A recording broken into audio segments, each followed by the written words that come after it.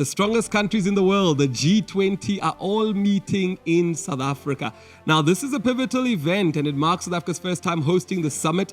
It's happening against the backdrop of global challenges. Now, the G20 Summit is where global leaders are all meeting under the theme solidarity, equality, and sustainability. South Africa's presidency aims to prioritize Africa's development, want to focus on inclusive economic growth, food security, and innovation for sustainable development. The President, Cyril Ramaphosa, has emphasized the importance of this summit in addressing the global crises, including climate change and video inequality. It is significant that the G20 Leaders Summit later this year will be convened for the first time on African soil. This, in many ways, highlights the growing importance of the African continent in global economic, political, and environmental discussions that are ensuing around the world. It is a great opportunity, too, to promote greater collaboration between African nations and the rest of the world. Extreme poverty and growing inequality within and among nations weigh heavily on the conscience of the world. We are just 5 years away from 2030, the deadline for achieving the Sustainable Development Goals as adopted by our United Nations.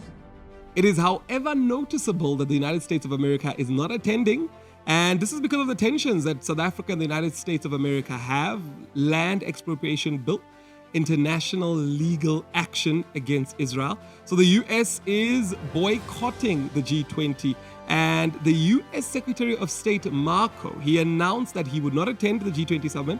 He's citing anti-Americanism, and he's also criticizing the themes of solidarity, equality, and sustainability. He's basically saying that they're very similar to America's DEI, which Donald Trump wants to get rid of, which is all about diversity and inclusion. And he's also talking about the fact that climate change is also something that they're not quite interested in. You'll remember that America is very against climate change. They've even pulled out of the Paris Agreement. They're saying that this is all a hoax. They're saying it doesn't exist. He's actually saying, or the US is actually saying that, hey, G20, the theme that South Africa is pulling you towards, which is climate change and all this equality, he's saying that this is all hidden under diversity and programs that support things that Donald Trump and his administration are actually very much against.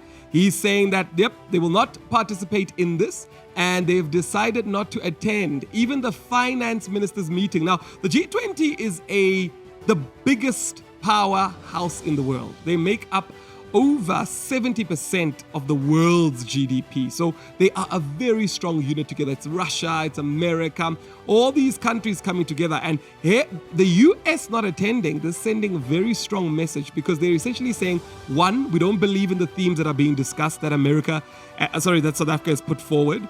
And two, it's a bit disrespectful because they're now reducing this participation in a major way, especially when it comes to what the financial power that the US brings in not being there. It means that the G20 is actually the G19, and it's no longer as strong as it's supposed to be. Now, we are aware that the US role in the international forums is very important, as countries such as Russia, China, and the EU have shown support for South Africa's presidency. However, we're now seeing very mixed feelings coming out of the US and them not attending. Take a look at this. Organizers here are adamant that the absence of a high-level US delegation will not impact the proceedings of this gathering.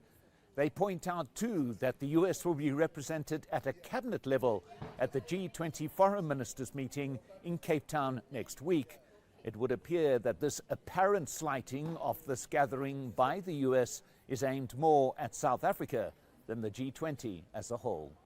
The question not on the agenda but in the air: will President Trump attend the heads of state meeting later this year when South Africa hands over the G20 presidency to the United States? As we relate to many countries in the world, we often find that we may not agree on everything, but we always find a way of relating to each other. And similarly now with the United States, we may not agree on a number of issues, but we want in the spirit of diplomacy, in the spirit of promoting good relations, we want to be able to have an exchange with them. You want to know directly whether we are reaching out. I spoke to President Trump soon after he was elected and congratulated him and informed him or reminded him that we are going to be having the G20 here, and they are going to have theirs the following year, so we will hand over to them. And we spoke a bit about that. We also spoke about a number of South Africans who he holds in high regard, particularly in the golfing field, and he being a better golfer than I am, he said, well, then maybe when I come, we should play golf together. And I said, okay, I'll start practicing to get to that level. So our communications are good, and we will be building up all this as we continue addressing the issues that may appear to be difficult or challenges between us, as we do with all other countries in the world. We always find a way of finding solutions. President Donald Trump has not directly commented on his administration not being a part of this.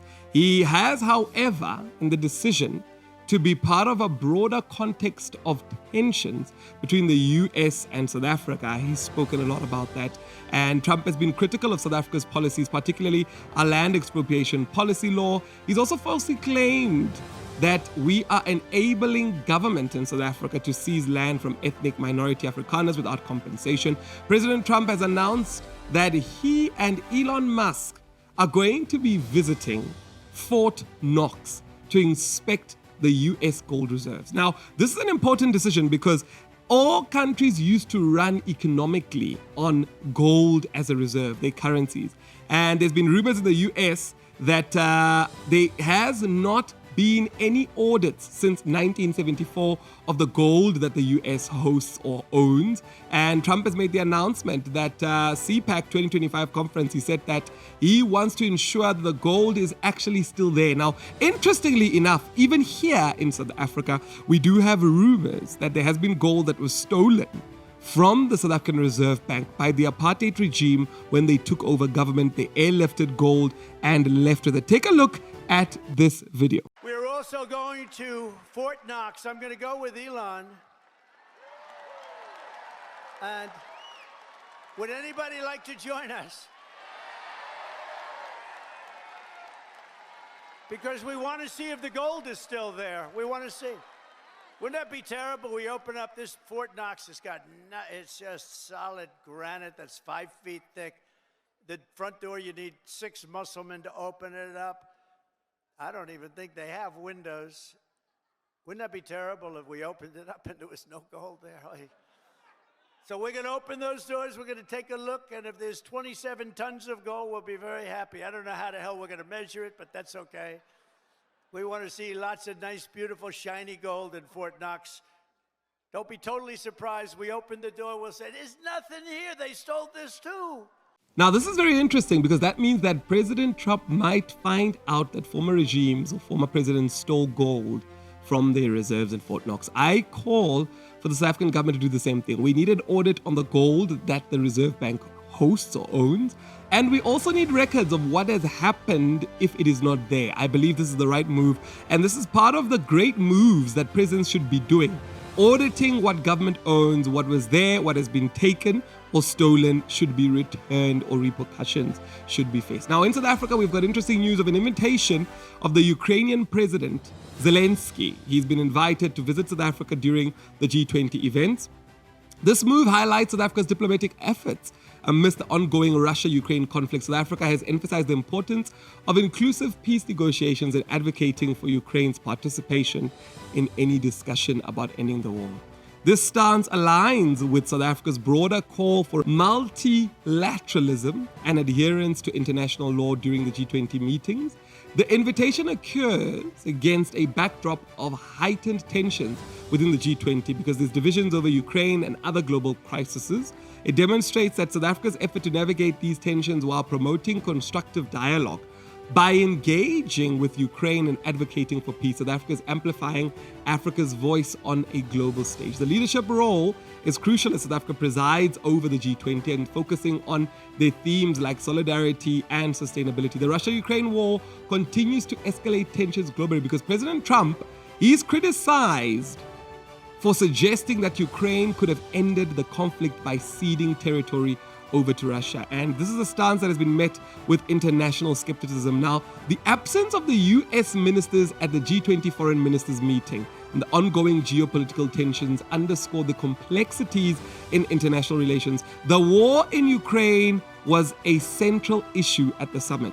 The Russian foreign minister, he emphasized the need for dialogue to resolve the conflict.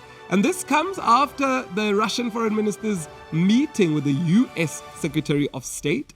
And this is interesting because for the first meeting of the G20 finance ministers and central bank governors, this took place between the 26th and the 27th of February in Cape Town.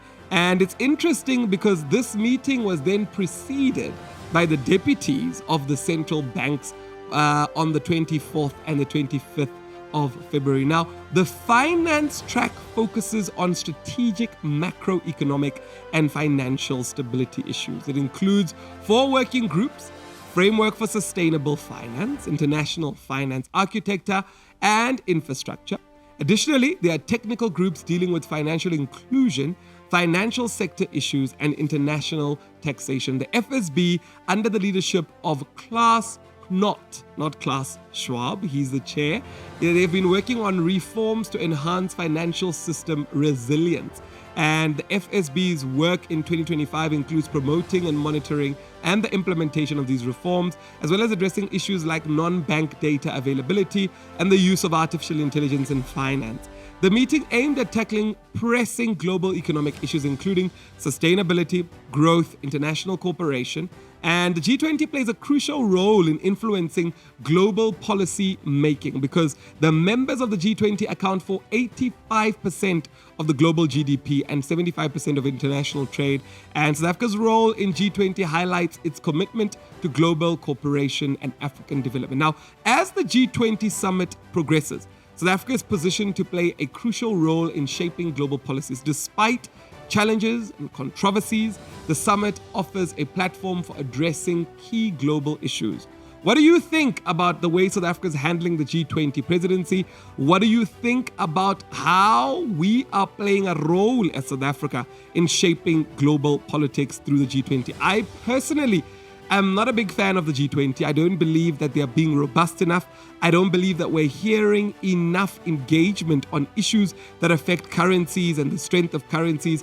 And I also don't like the fact that BRICS is not quite being acknowledged or discussed at G20, because I think that BRICS is an important, integral part of the G20. Even though America is not part of BRICS and obviously they control a big part of the G20, I do still feel that the currency issue and BRICS and them coming up with a new currency should be something that should be discussed as it is being taken seriously. I'm not quite fazed nor pleased for the G20. I think that we're not playing a critical role enough of them and expecting more from them. And I'm also not pleased that America is just boycotting certain important meetings and nothing is being discussed about that. It clearly shows that they are not in support of the G20 or they are disrespecting the other countries that are. I would want to see more robust actions being taken. I would want to see more talk on cryptocurrencies, digital currencies being more inclusive. I'd want to see more transparency from governments and financial policies that are ruling the world. I'd want to see African currencies being redeemed and being valued as what they should be valued. So I'm not quite pleased. Let me know what are your thoughts. What I personally find that it's just going through the motions that G20 is here. We're not going to see the lives of people, especially the lives of Africans, being improved as a result of this. What are your thoughts? What do you think? What should they be discussing? Let us know in the comment section. And remember to like, subscribe, and share this so that we bring you more political analysis and more political awareness.